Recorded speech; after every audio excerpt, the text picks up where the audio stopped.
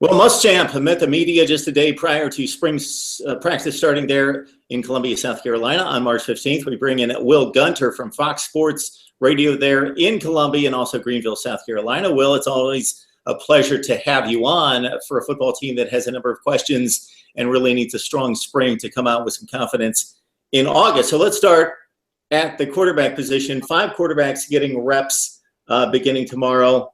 They're going to have to, as you mentioned today on Twitter, whittle it down pretty quickly because you don't want 5 quarterbacks taking up all those reps. You need to focus on a couple guys getting most of the plays.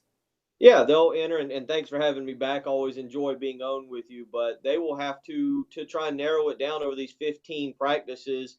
There are 5 quarterbacks. Most people are going to, I think, naturally assume that the top 3 guys are Connor Mitch, the starter last year for the first 2 games before an injury, Perry Orth, who started the majority of the games, and freshman Brandon McElwain, who will join the program this spring as a early enrollee freshman. So that should make things a lot of interesting. The other 2 guys are Lorenzo Nunez, a freshman who started 2 games last year, and Michael Scarnecchia, a young man who's yet to see much action at all. I think the main thought is going to be that they're going to narrow it down to Connor Mitch, Brandon McElwain, and Perry Orth and go from there. The question will be, can one of those 3 guys separate themselves over 15 practices, 14 practices in the spring game to be named the starter following April 9th? That's going to be the million-dollar question that we wait to see.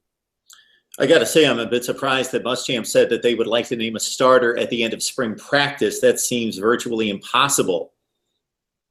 I think it comes down to, and he mentioned the guy who can make the most explosive plays. And I think it comes down to having a leader when they go into the summer. South Carolina is looking for leadership this offseason. And so it comes down to whether Brandon McElwain, the true freshman who enrolled early, was the big-time prospect, the Elite 11 guy, can be that future quarterback for South Carolina. Is Perry Orth going to be a guy who's just simply a game manager?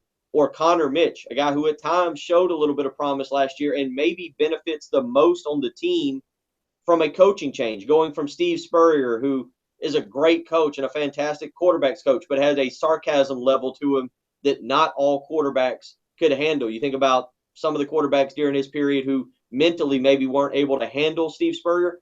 I'm not sure Connor Mitch was a guy who could have handled him for 4 years of his career. Maybe a change to Kurt Roper is the thing that Connor Mitch needed. So you get those 15 practices. What's going to be really fascinating is for the first time in 12 years, spring practice is not open to the media or the public to watch the 2 hours. So what we're going to have to do is take the players and the coaches' word for it when they do the post-practice interviews and believe what they say, because we're not actually going to be able to use our own eyes and our thoughts to make evaluations. That's going to be a little bit different for us. But I think when you narrow it down to 3, when you narrow it down to those 3 who I think it'll be, maybe not as hard to make that decision as some think.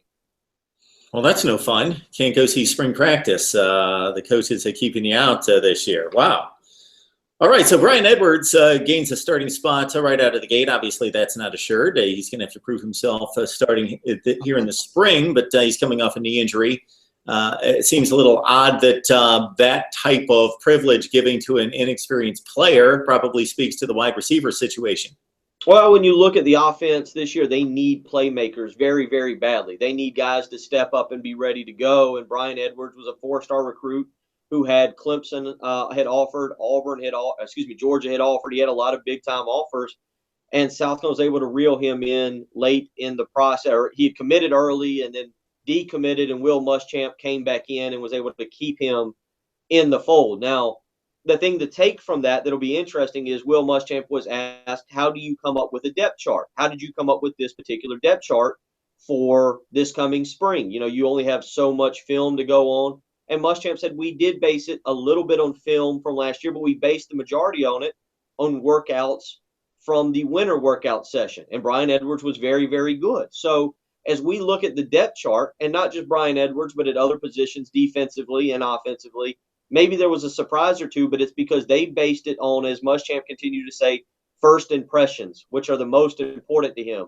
And it was Brian Edwards who had a great, great winter workout despite coming back from a knee injury that they think allows him the opportunity to come in and beat out some of the returning guys and provide a playmaker. Now, like you said, can he do it over 15 practices? Can he prove to be the player most ready to give them a playmaker at the wide receiver position?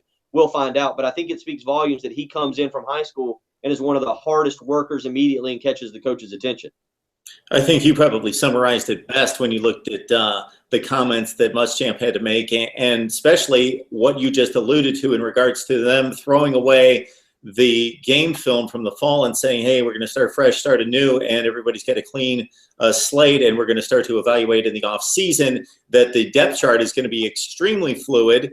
And Will Muschamp, being a defensive guru, has to be a little alarmed at what he sees there. And I see with your comment that you made concerning Muschamp talking about Sky Moore, you typically try to put your best players, not necessarily sometimes when you're really needy on defense and have issues, you can't necessarily make a best fit for them. You got to make a best fit for you. And Sky Moore's been all over the place in terms of safety and linebacker, and it looks like they're trying to find the fit for him that's going to give him the best impact for their defensive football team.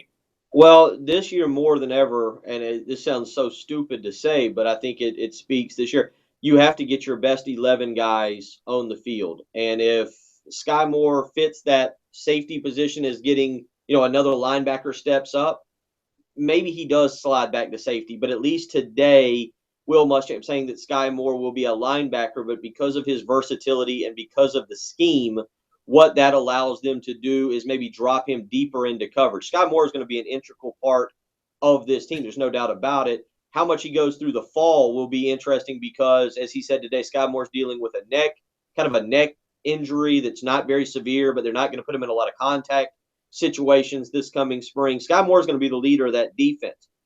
What role he plays in terms of position will be kind of interesting as they go through the year, because 15 practices are not going to be enough, I think, for Travaris Robinson and Will Muschamp and Lance Thompson to figure out the necessary moving parts of that defense. I think the defense, by the way, is going to be pretty good this coming season. You look just based on recruiting rankings, they have talent there.